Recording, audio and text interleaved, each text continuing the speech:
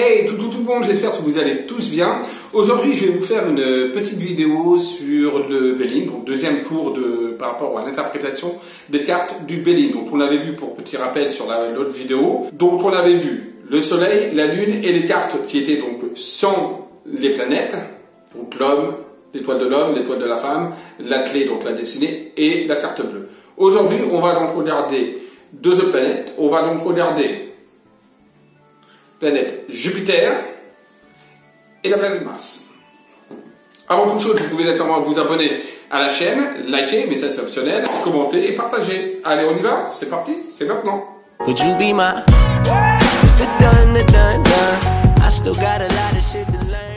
On va commencer donc avec la planète Jupiter. Jupiter, c'est la planète donc de la chance, la planète également pour moi de la réussite. On va commencer avec la première carte qui est la carte des appuis. Voilà, donc cette carte-là, la carte des appuis, montre en fait les appuis. Voilà, c'est très simple, de toute façon c'est pas plus simple que ça. Alors ça peut être des appuis physiques, donc de personnes qui sont ici, par exemple quelqu'un, un supérieur hiérarchique lors d'une profession, mais ça peut être également un appui également parental, familial, amical, mais ce sont des appuis qui ont une importance fondamentale pour le consultant ou la consultante, c'est-à-dire que c'est un appui qui lui permettra de grandir dans sa vie personnelle, professionnelle, financière ou autre. Un appui, ça peut être également un appui d'un banquier, ça peut être un appui également d'un avocat, par exemple lors d'une procédure judiciaire. Quand cette carte ressort, ça veut dire qu'en même temps on aura l'aide de toute façon inévitable d'un avocat. Donc il faudra prendre un avocat si on n'en a pas pris un. Donc il faut céder et il y a un appui. Mais ça peut être également un appui spirituel. Donc une personne décédée, un contact défunt, par exemple. D'accord? Donc ça, c'est important de bien le savoir, c'est également quelque chose qui peut être lié à la spiritualité. Ça peut être également un guide, ça peut être des aides de lumière, voilà, ça peut être un animal totem, voilà, pour le chamanisme. L'appui, ça représente également tout ce qui est également le monde en général, d'accord? Donc c'est également quelque chose qui peut être lié à l'international. Il faut savoir donc pour conclure que l'appui, c'est quelque chose qui permet aux consultants de prendre force par rapport à quelqu'un, tout simplement. D'accord? De prendre force par rapport à quelqu'un qui va venir en aide.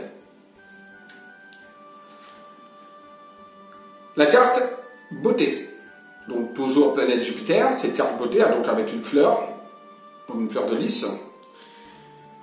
On a donc le cœur, on a le couronnement et on a la fleur. La carte beauté représente, comme son nom l'indique, naturellement la beauté. La beauté physique, mais la beauté également intérieure. Ça représente, c'est une carte également de sentiments, c'est-à-dire que quelqu'un a des sentiments. Attention, je parle de sentiments et non pas d'amour. Deux choses différentes. L'amour est une autre carte qu'on verra plus tard dans le Béline qui correspond à la planète Vénus. Là, c'est la carte de la beauté intérieure, la carte de la beauté physique et également des sentiments profonds qu'on peut avoir envers une personne. Donc des sentiments sincères. La beauté représente également la mode, représente également le vestimentaire, le maquillage. Ça représente un petit peu, par exemple, pour les professions. Voilà, quel serait mon devenir professionnel, où est-ce que je me situerais d'un point de vue professionnel, où est-ce que je serais le mieux. Quand la beauté ressort, ça peut être la mode, ça peut être la beauté, par exemple. D'accord? Donc voilà, c'est une très très bonne carte également de réussite. Troisième carte, toujours la planète Jupiter, la carte de l'héritage. Voilà. Alors, la carte de l'héritage, donc qui est composée d'un sablier, d'une tête de mort et d'un parchemin. Donc l'héritage, naturellement, ça veut dire un don, un legs, un cadeau à présent, mais également un héritage par voie de décès. Donc ça peut également prédire naturellement le décès d'une personne, mais ça peut également prédire également un don, un legs, quelqu'un qui nous lègue quelque chose, qui nous donne quelque chose. Mais ça représente également le passé. Ça ne représente pas seulement quelque chose de financier, ça représente également le passé, nos ressources passées, nos acquis du passé. Voilà, c'est ça qui est important également de savoir, c'est le passé, l'héritage. Ça représente également tout ce qui est également l'immobilier. L'immobilier avec la notion de notaire, donc de bien immobilier, de propriété. D'accord? Une carte comme ça qui ressort, est-ce que je vais vendre mon bien immobilier? Elle ressort, oui, ça va être vendu, puisqu'on a un notaire qui arrive. L'héritage avec le parchemin d'écriture d'un contrat notarial. Donc ça représente l'immobilier, ça représente le passé, ça représente également l'argent venant de proches, famille ou amis, peu importe, mais voilà, ça représente un petit peu tout ça. Ça ne représente pas, ça peut également, quand ça sort, ça peut représenter également notamment la mort physique d'une personne, donc le décès. C'est une carte positive, oui, et également négative. Donc je la mettrai comme neutre, pour moi, pour ma part, attention. Autre carte de Jupiter, la sagesse, l'hibou avec une couronne. Cette carte-là représente beaucoup la voyance, la médiumnité, la voyance, des dons psychiques. Enfin, dons, excusez-moi le mot don, non, mais plutôt des talents ou des capacités psychiques. Ça représente également une introspection intérieure avec une meilleure sagesse intérieure, c'est-à-dire qu'on a pris un aspect beaucoup plus spirituel en nous-mêmes, un apprentissage spirituel. Ça a appris également à se calmer, à se recentrer sur nous-mêmes, à voir les choses d'une autre manière. C'est ça la sagesse, entre autres. Hein. Et il y a également le couronnement, c'est une carte donc positive, d'évolution positive, intérieurement parlant. C'est plus une carte, on va dire, qui parle de personnalité intérieure, pour ma part. C'est mon interprétation. Après, chacun en fera sa propre interprétation. Autre carte de Jupiter, la renommée. Très très belle carte. On voit le laurier, la trompette, le couronnement. Comme son nom l'indique, la renommée, c'est quelque chose qui montre en fait une reconnaissance par rapport à un aspect professionnel, sentimental, financier. Ça représente le laurier aussi, représente la réussite. On avait vu dans le soleil, avec la carte du soleil, le laurier représentait la réussite en tant que telle. Là, c'est non pas la réussite en tant que telle, bien qu'elle y est, mais c'est une réussite par rapport à la célébrité. C'est une réussite également par rapport à une reconnaissance. C'est pas une simple réussite. C'est une réussite par la reconnaissance. Voilà la différence qu'il y a avec la carte de la réussite où on voit le loyer avec le soleil. Là, c'est la réussite par reconnaissance. On a le triomphe, donc avec la trompette, etc. Donc c'est une carte très positive. Par exemple, cette carte veut dire, si on demande est-ce que je suis bien vu dans mon emploi, la renommée dit oui. Vous avez une belle reconnaissance, vous avez la réussite professionnelle par votre reconnaissance. Autre carte de Jupiter, le hasard. Donc la roue qui tourne, ça pourrait correspondre, on va dire un petit peu, à la roue de fortune du tarot. Hein, la carte numéro 10 du tarot de Marseille, la roue de la fortune.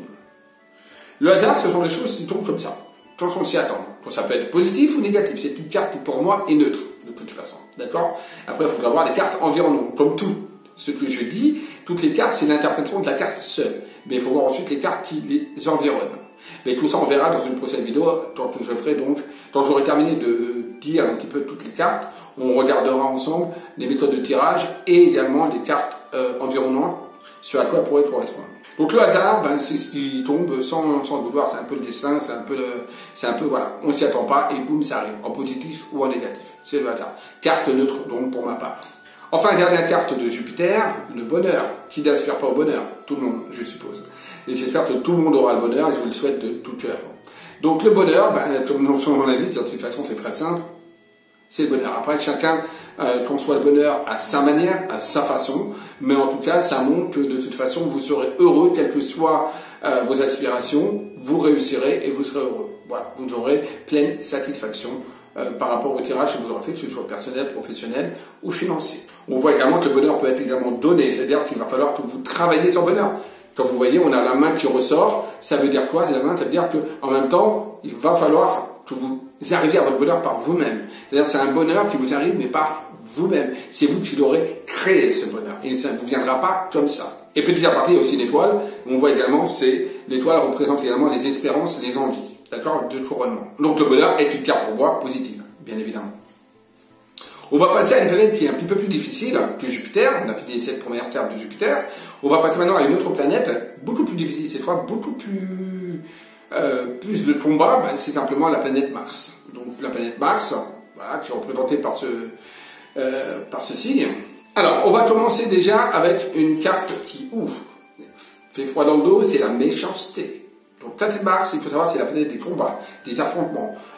Mais c'est pas... Alors oui, c'est négatif, parce que on voit que c'est la dualité, c'est dur, c'est le feu, on sent que c'est quelque chose qui est très... voilà, c'est rouge, hein, donc le rouge représente l'agressivité. Maintenant, il faut savoir également que ça peut être bon également pour soi, pour pouvoir grandir. Donc ça, c'est aussi important. Donc c'est négatif, la planète Mars est négative en tant que telle, si on la voit comme ça, à son simple... sigle. Maintenant, il faut savoir que c'est également bon pour pouvoir évoluer soi-même, d'accord, et grandir.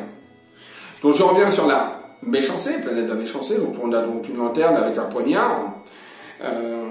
Donc, c'est-à-dire la méchanceté, comme son nom l'indique, c'est que on a autour de nous des gens qui nous veulent du mal. On a des gens qui vont essayer de nous poignarder, d'où la poignard à côté, mais peut-être pas de face, peut-être de côté, peut-être par derrière, ou peut-être même de face.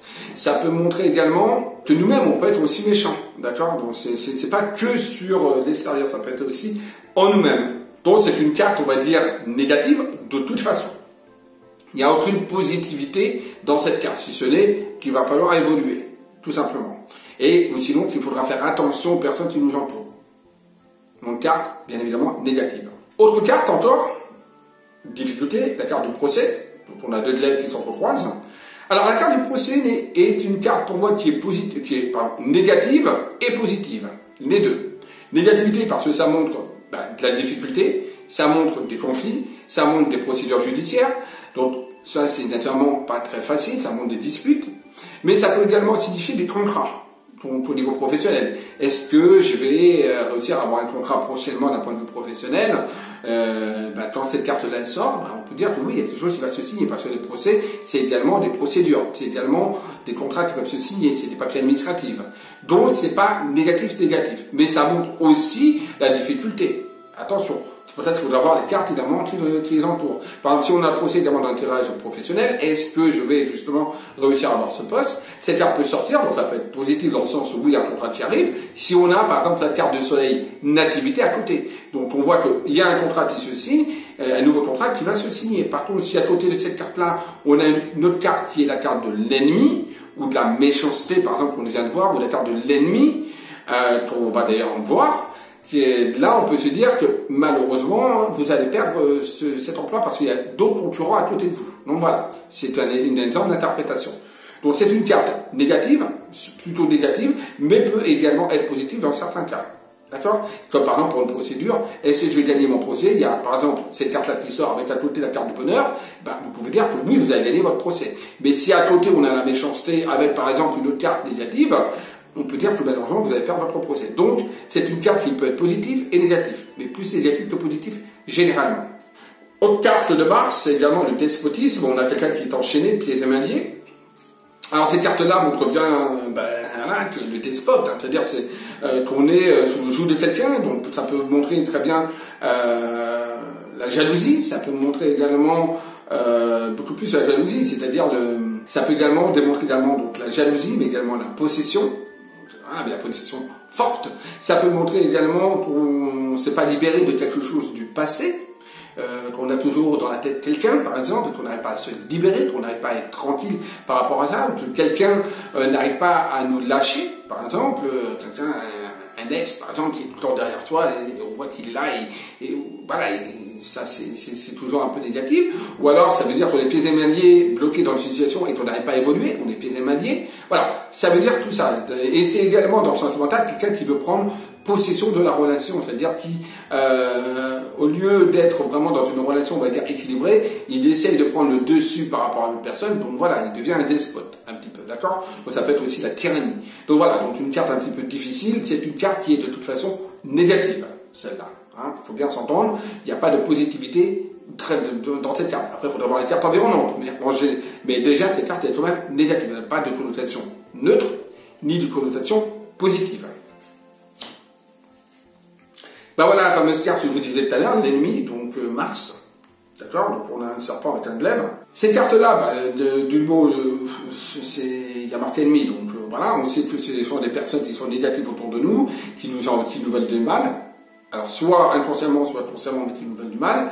Ça peut représenter donc des tromperies par rapport à des personnes qui peuvent être là au milieu, ou ça peut être même des avis négatifs par rapport à une relation. Ça peut être également, cette carte, elle sort par exemple, lors d'un tirage professionnel, que ça veut dire tout simplement que l'environnement est négatif, les collègues ou la hiérarchie se positionnent en ennemis contre vous, donc attention, voilà, par rapport à ça.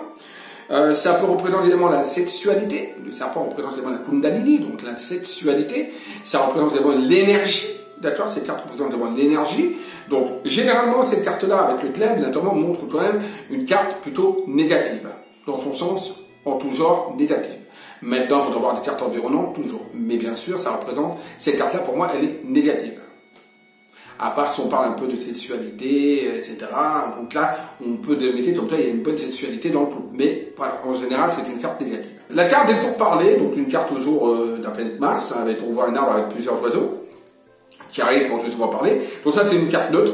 tout simplement, ni positif ni négatif, c'est neutre, d'accord? C'est des débats, tout simplement, donc à plusieurs ou à deux. C'est-à-dire, c'est des discussions, c'est-à-dire qu'il y a une discussion à mettre en place, il y a quelque chose à, voilà, mais toujours dans la notion, parce que c'est Marx, il faut pas oublier, toujours la notion de vouloir faire absolument, de se battre, d'accord? Donc une notion quand même, qui peut être quand même conflictuelle. En tout cas, il y a des débats, il faut parler, il y a des choses à mettre à plat, on peut être seul ou on peut être à plusieurs, voilà, tout simplement.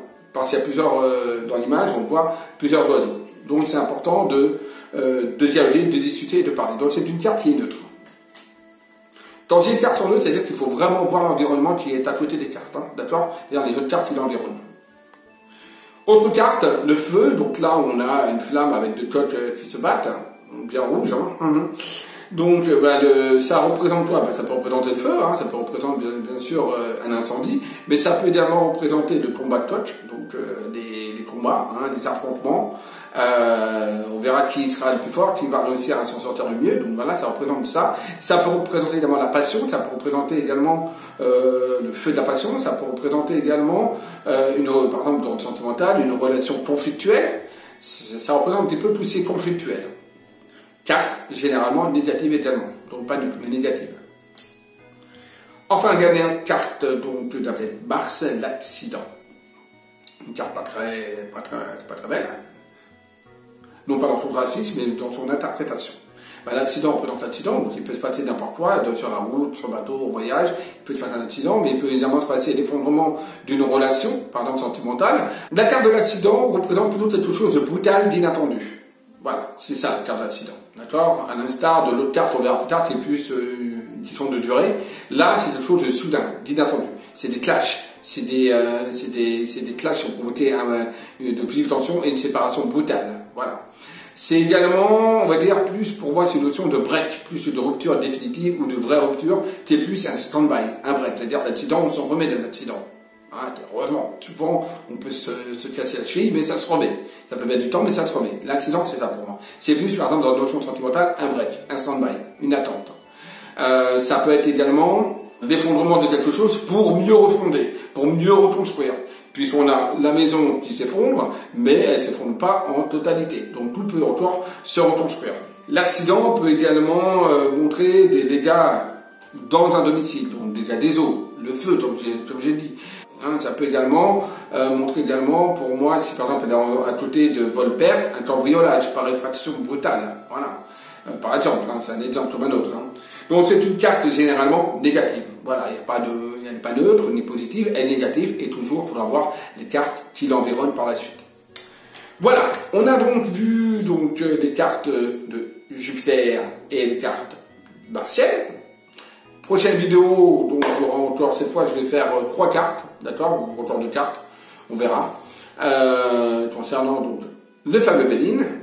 J'espère que vous aurez appris le coup. Alors c'est vraiment quelque chose de rapide, je ne veux pas vous prendre la tête. C'est vraiment pour les novices, pour les gens qui veulent tirer des cartes eux-mêmes, donc faire de la pure cartomancie, voilà, interprétation comme ça, un petit peu avec mon ressenti par rapport aux cartes, mais après c'est à vous de voir ce que vous ressentez et ce que les cartes vous transmettent comme information. Ça, c'est important. L'information doit venir de vous, les cartes doivent vous transmettre l'information, le ressenti. Mais là, j'ai fait une petite interprétation, mais vraiment basique, parce qu'on pourrait aller beaucoup plus loin, mais ça demanderait plus de temps, et donc il y a des livres pour ça. Là, c'est juste, on va dire, un tuto pour apprendre à tirer les cartes vraiment de manière rapide. Bref, je vous dis à tous, à très vite pour une prochaine vidéo, et surtout, n'oubliez pas, aimez-vous et aimez les autres. Au revoir à tous, bisous.